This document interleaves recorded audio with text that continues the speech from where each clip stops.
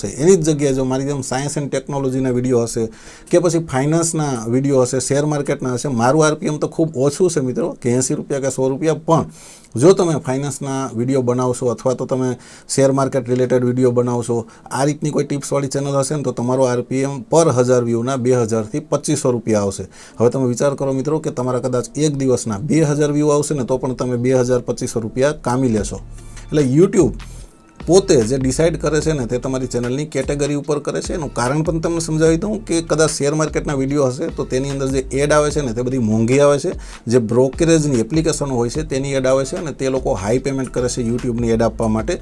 બાકી આપણા વ્લોગ ને બધી જે ચેનલ હોય છે ને તેની અંદર જનરલી જે સાબુ, કોલગેટ આ ટાઈપની એડવર્ટાઈઝ બધી આવતી હોય અને એના જે એડના પેમેન્ટ હોય ને તે ખૂબ ઓછા હોય, ચાર્જ તેના ઓછા હોય। એટલે આ બધા કારણ હોય છે। ડરવાની કોઈ જરૂર નથી કે આપણે ગુજરાતી સાથે અન્યાય થાય છે, હિન્દીવાળાને વધારે આપે છે, એવી કોઈ બાબત નથી મિત્રો।